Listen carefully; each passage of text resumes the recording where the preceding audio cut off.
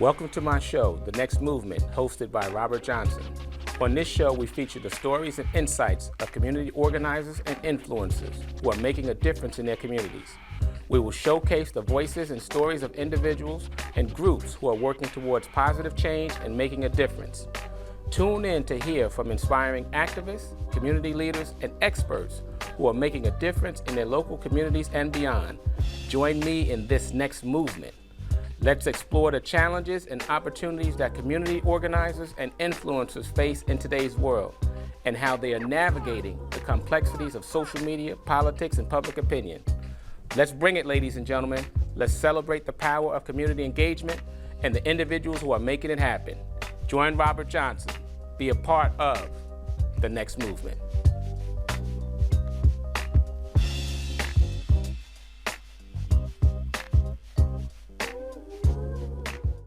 Good afternoon, ladies and gentlemen. Welcome to my show, The Next Movement, hosted by Robert Johnson. Today we have some phenomenal guests. We have men on here from the illustrious fraternity Alpha Phi Alpha, the Kappa Epsilon chapter in Prince George's County, Maryland. As you know, on this show, ladies and gentlemen, we bring on movers and shakers in the community, individuals that want to inspire, motivate, and pour into people. We bring on individuals that are going to bring it, that are going to talk about what they're passionate about, what they're committed to, and what their organizations stand for. So I want you to sit still, let's pay attention, and let's join this ride and enjoy this episode of The Next Movement. How are you all today, gentlemen? Good. Good evening. Good. All right, so let's just have at it. Let's have some real conversation to talk about what Alpha Phi Alpha is about, and then just let us know about your organization. And I'm pretty certain that you won't have any shortage of speech on that, right? No. So let's take the time to introduce yourself. I'll come from my right to the left. Mr. Milton. Okay, Milton Jews, a member of Kappa Epsilon Lambda chapter, and I serve as a scholarship chairman. Absolutely, great job. You, sir?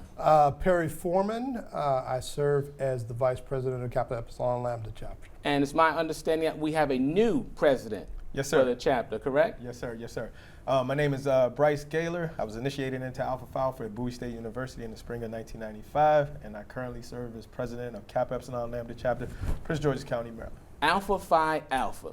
When people hear that, what should immediately come to their mind? Service.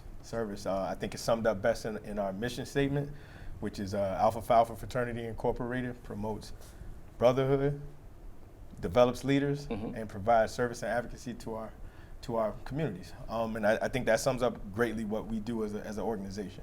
Absolutely. So as a young man at college, right, I'd hear about the Divine Nine and different fraternities and sororities, and somebody's the first and somebody's the last, and all of the different colors. Tell me a little bit about the history of Alpha Phi Alpha, if you like. So Alpha Phi Alpha is the first collegiate fraternity for black men, founded in 1906, December 4th, 1906, on the campus of Cornell University. So it's on a predominantly white campus.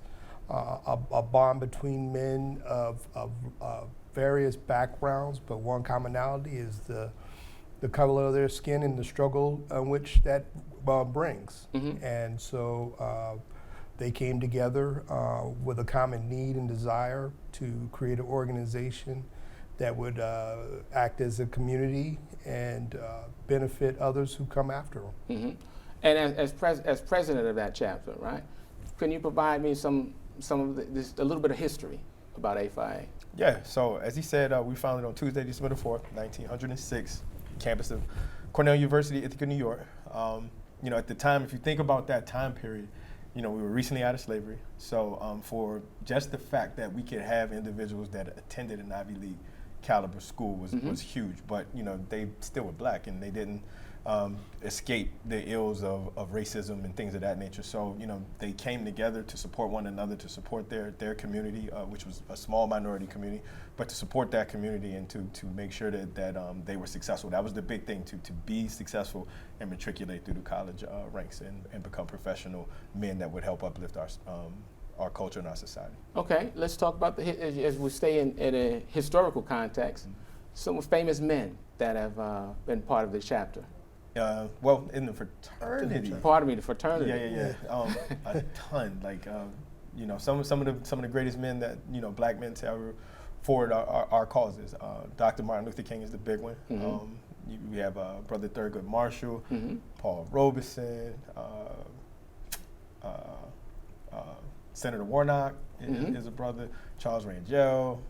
You know, that list can go on and on and on and on and on and on. Okay, okay, I get it, right? So that Roland Martin. Yeah, if you're going to do pop culture, you could do Amari Hardwick from Power and things like that. Keep it So, going. so for some more current type individuals. In different spaces, entertainment, history, Absolutely. civil rights movements, so leadership, right? Right, We're talking yeah, about leadership. absolutely. Yeah. So Brother Milton, so tell me a little bit about what motivates you, right? You're the chair, pardon me, you're Scholarship chair. right? And I would assume that you, out of this chapter, you know a lot of the history, right? That's what correct. motivated you to initially join A-Phi? Should I say A-Phi-A or That's should I say fine. Alpha That's Phi fine. Alpha? Yeah. I'm Either not a way, member, you're so correct. just You're tell all me. right. That's You're all all right. right. You already yeah. I was been motivated by its service. The men that I knew who were alphas were always involved in the community, always doing something to help people. One of my favorite teachers in high school, my homeroom teacher, I didn't know until later was an alpha, but he really motivated me to take advanced classes in math. He was a math teacher, and he saw something in me that I didn't see in myself in going to school, the first in my family to go. And I reflect back on that, how he put into young men into the school. And I've run into other men. And since then, that's been my motivation, just to put back and help kids and try to take them to the next level, All right. to So be the best that they can be. absolutely, and we know that that's a missing piece today. We're thinking about things in society and within our community, some of the challenges that we have right now. How does that lesson, someone poured into you, right? Tell me, how do you all pour into individuals that are at universities, but then also within the community? Any one of you? Yeah, I can take that. So to piggyback off him a little bit, I'll tell you what motivated me. So the one thing that motivates me, I'm motivated by relationships. And so the brotherhood is what was important to me. When I got to Bowie State University, I come from pretty socioeconomic challenged background. So it was like, and I was a little rough around the edges back then. So it was, gentlemen on campus who never even told me they were alphas that kind of took me under their wing. They saw I was a little rough around the edges, but they saw something in me, as he said, that I didn't see in myself. And, I got around those gentlemen, and, a lot of times, you become the company you keep. Absolutely. A lot of time. And so it's like, I was around good people. They got me around other good people. And so, at the point that I decided to join, I joined, and I've never looked back. My motivation, what motivates me, is to give back the same way, to pour the same way I was poured into, to give back to our community, give back to our young men, to give back to our collegiate brothers who are trying to follow in our path and our footsteps and become impactful alumni. So that's what drives me. So the burning question, right? And any one of you can take a stab at this, right? And I'll put you on the spot first, Brother Perry, right? What is an alpha man? That's a very interesting question. And I think everybody will have something different. But I'm really big on the name Alpha Phi Alpha Fraternity Incorporated, right? So an alpha man, we have aims, manly deeds, scholarship, and love for all mankind. Okay. He exemplifies that in every facet of his life. I'm not saying he's perfect, but he strives to uphold those aims of our fraternity in every walk of life, in his family life, in his community, in his raising of his kids, anywhere in his work, his career, we strive, manly deeds. Conduct yourself as a man at all times. Okay. Anyone want to add to that? Yeah. I would say, it would be embodied also in our motto, which is first of all, servants of all, we shall transcend all. So us as alphas, I see alphas as leaders. Okay. As I said earlier, that's the primary part of our mission. Alpha Phi Alpha develops leaders. That's the first part of it. So at every facet, we're encouraged to be leaders, not followers. Some of our greatest brothers, Dr. Martin Luther King, led the civil rights movement. So we come from a long line of black scholars and intellectuals who were leaders in every field of endeavor. Okay. So we've talked about just a little brief history on Alpha Phi Alpha. what is this? What is the Divine Nine as a whole? There are going to be individuals in the audience that don't understand or don't know what the Divine Nine is. Would you, any one of you, be able to just briefly explain what the Divine Nine is and tell me what the commonalities may be? Sure. I can take that. The Divine Nine is the 9 organizations that are, again, college-educated individuals. It would be 5 fraternities. So that would be Alpha Phi Alpha, Kappa Alpha Psi, Omega Psi Phi, Phi Beta Sigma, and Iota Phi Theta. Okay. And then the 4 sororities being Alpha Kappa Alpha, Delta Sigma Theta, Zeta Phi Beta, and Sigma Gamma Rho. All these comprise of the 9 organizations, which we affectionately refer to as the Divine Nine, but are also up under the umbrella of the National Panhellenic Council. These are all organizations. You're asking what's the difference, right? What similarities? Right. Similarities. So I always say this when people ask. Each organization has its own culture and personality, but we all are under the umbrella of service to our community and being leaders in our community, being at the forefront of politics, career, everything. So those commonalities, those threads that we talked about in terms of our aims, they run through all the organizations, and so they're all emblematic of that, and they're all, so if you think about Kamala Harris as the vice president, is a member of Kappa Alpha, right? So those same things that make people special and make them leaders and everything, you may not even know it or realize it, but they're a part of that Divine Nine in the things that are instilled in them in terms of leadership. Yep. So, and that's outstanding, and I'm happy to hear that there are many organizations that are working towards the same common cause, right? Right. Different road, different paths, Right. but headed towards the same thing, right? So, and if you look at that and you try to bring that forward and you say, okay, you know what? In our community, there are many leaders, right? Elected officials, grassroots organizations, business leaders, and things like that. And we think about our purpose as men. We think about our purpose as human beings. So now, how do we move people? You said each one of you said someone saw something in you that you didn't know that was in yourself, right? How do you now take that and then say, okay, this is what I've learned, this is what I know, I'm a man now. How am I going to now pour into that next person and impact change in our communities? All right. You want to take that, Pat? It's a loaded question. Yes, yeah. Well, by our actions, we have a lot of programs, Alpha Academy and different things, our 4 national programs, a couple of them. We'll stick with Alpha Academy for a second. Tell me a Okay. little bit about that.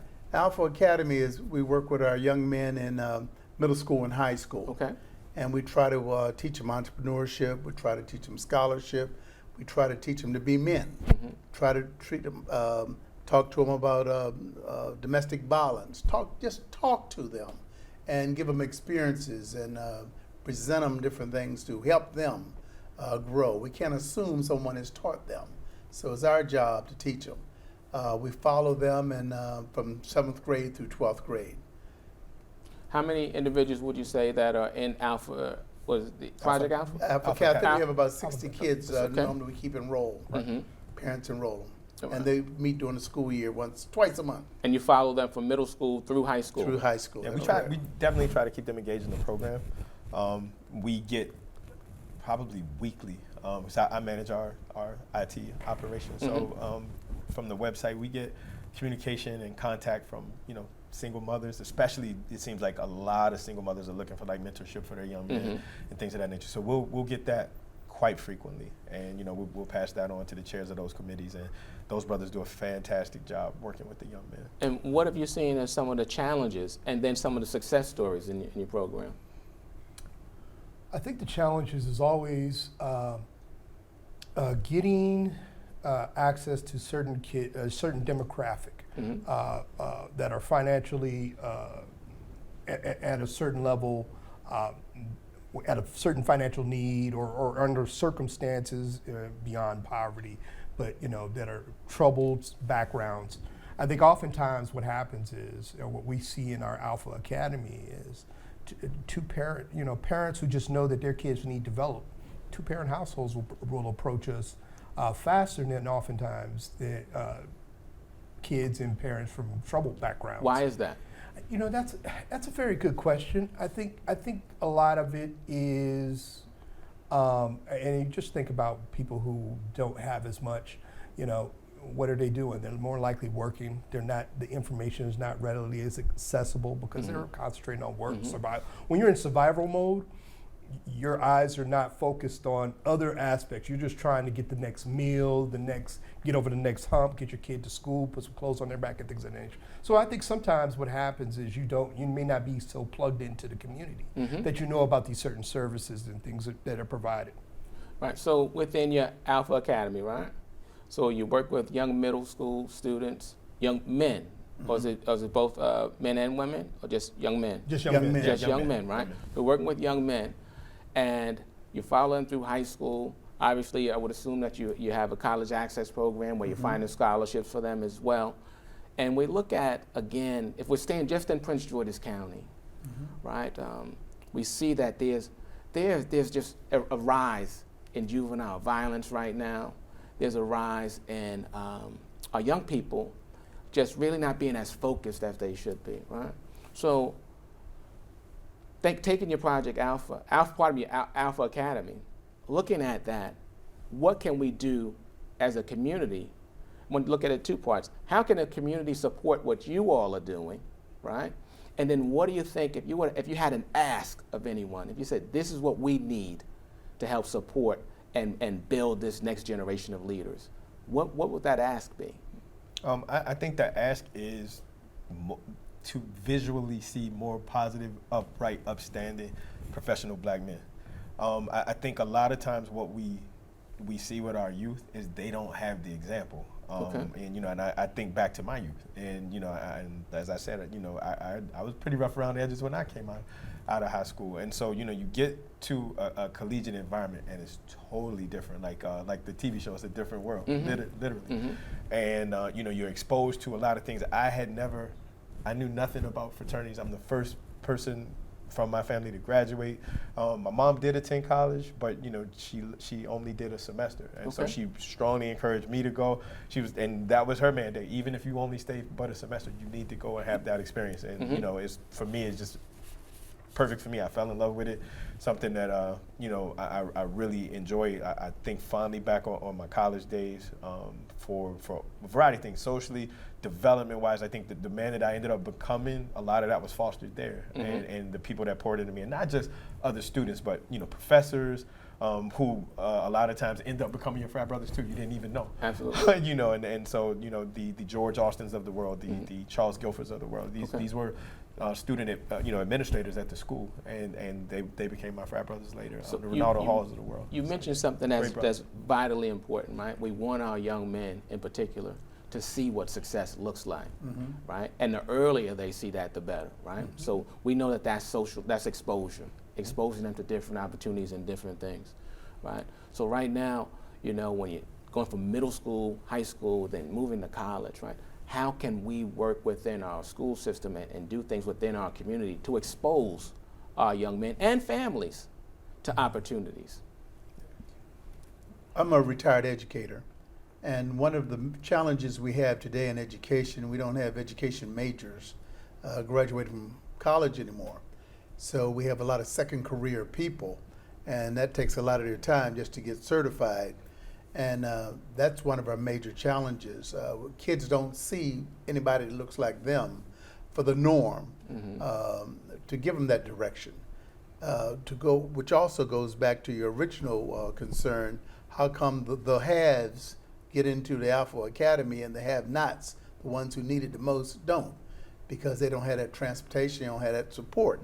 Well, we just don't have that same support in the school system because we don't have that many positive males to be in front of them, that they can look up to and can challenge them or develop some relationships with them that they can direct them to these type programs. So would it be fair for me to say, I'm going to put the school system on blast right now, right? If we had an Alpha Academy at certain clusters of schools, right, and other Divine Nine chapters at different clusters of schools, if the school provided the space, right, would you see that would you all see that as something that, number one, is maybe needed, because then you can expand your programs and get additional volunteers that may not be part of the fraternity, but may still they still fit the goals and the purpose of your Alpha Academy, right? So in the past, and so I'll defend the school system real quick. So in the past, KEL has partnered with I was trying to do a churches. virtual ask. Yeah. Yeah. Well, I'll defend them, but we'll reinstate the ask. KEL has partnered with Prince George's County Public Schools, various schools throughout the county in our Alpha Academy, and we've met at various schools through the course of time. Oftentimes it's, whether it's logistics or just simply, a new regime, principal shows up and has a different agenda, it changes the dynamic of that relationship. But we have historically had a relationship with Prince George's County Schools. We continue to desire a relationship with Prince George's County Schools. And so, the ask would be that we always continue to maintain that, whether we're on their campus or not. We're constantly reaching out to the various high school principals. And you've had positive responses. Absolutely. Outstanding. Absolutely. Outstanding. So, community members, right? Obviously their parents don't have to be enrolled in college. They don't have to be college students. It's open for everyone right now. Yes. Sure. All right? Yes. How can individuals get in touch with you, and then why? Why should they want to be part of this? Give me a success story. Well, I can tell you in terms of contact, the best way to learn about us and to get thorough information on us is via our website, which is https://aphiakel.org. That's all one word. So aphiakel.org is how you find us, and the website has all of the information, all of the different programs. You can contact us through there, and that's the best way. And I'll let Brother Foreman talk about success. I won't use names because I hadn't gotten. I'm a lawyer. I hadn't gotten permission, so Okay. we won't do that. We have had several families where we had brothers that have matriculated from middle school on through high school through our Alpha Academy. Subsequently, were awarded our annual scholarship that went on to University of Maryland, Bowie State. They follow us continuously. We've had, actually one has recently reached out to me because he was interested in the fraternity because of him growing up through us. But this is a common story for us. The design of Alpha Academy is bring you in, develop you, and then award you at the end with a scholarship, and then follow you afterwards. And we have some of the young men that are entrepreneurs. They're that are I know one is a photographer and into film and things like that in the local area. And so we've been very successful in bringing our kids through a program and seeing them multiple years, and then watching them matriculate on to college. Absolutely outstanding. Brother Chair, your chair, right? Yes, Scholarship chair? We were awarded last year $42,000 in scholarships, and of that 42, Prince George's County residents only, and of that, I think 5 of those were our students from our academy, Project Alpha, or the Alpha Academy, students who had applied and went on to college. So we were very pleased with that. But we try to help all students. Every student can apply for the scholarship. And that website is KELEF1906.org. And they can receive, download the scholarship application. Okay, so Mr. President. Yes, sir. Right? I got to get used to that. Of the right, Mr. A week, President almost a week. of Alpha Phi Alpha, KEL chapter, right?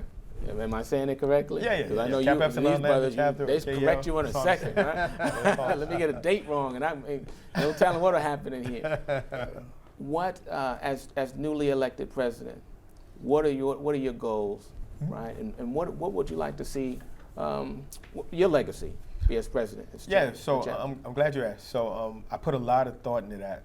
So this process started for me back in about February with deciding first, because I'm involved in a lot of things and trying to figure out and talking to one of my mentors here if I had enough time to even devote to being president. And so you look at it holistically, because there are chapter issues that we need to deal with, there are fraternity issues we need to deal with, and then you have your community outreach. So I spent a lot of time over probably the past month developing a strategic plan that my staff is like evaluating now.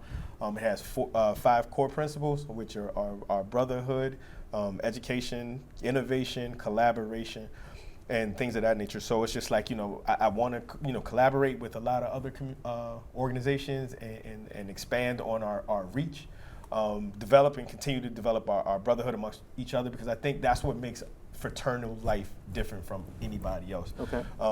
From a community service standpoint, anybody can serve. Anybody can serve in any capacity, right? Like, you can join your church, you can join multitude of organizations, but why do you join fraternities? For me, it's through that mutual uplift and benefit of the brotherhood, of us taking care of one another. So that's a big deal for me. And then also using technology and innovating and figuring out how can we, make the biggest impact using the tools that we have available to us. So a lot of different things, and so like if I had to say legacy, and to be honest, I'll be honest with you, I don't think like that. Like, honestly, like, my goal is, like I tell the brothers all the time, I feel I'm the right person at the right time right now. And, my ultimate goal is to forward the chapter and put us on a path that, no matter who sits in that chair and gets that title president, that they're moving forward and pressing forward the legacy and the rich tradition and history of Kappa Epsilon Lambda and Alpha Phi Alpha, and that they're being positive, making a positive impact on our community as a whole. So. Okay, we talked about impact. I'll transition that to a footprint, right? What's the Alpha footprint in Prince George's County? Good question. I think the footprint is, just to put it simple, is to be present in our schools, be present in our churches, even the brothers who are councilmen. If you think about it, Mel Franklin is a member of our chapter. Okay. We want to be present in Prince George's, all facets of Prince George's County life. And so you will see us any and everywhere. We're your teachers, we're your councilmen, we're your state legislature. So when you talk about footprint, it's just presence. You will know that Alpha Phi Alpha is there by the brothers that serve it and are out in the forefront leading the way. Right. And nationally, what would you say? How does that coincide with what we want, what your chapter, what your fraternity stands for nationally? Nationally, we're trendsetters. Absolutely. Our national convention, we moved out of Florida for the next general convention. We moved it, and tell the audience why that's significant.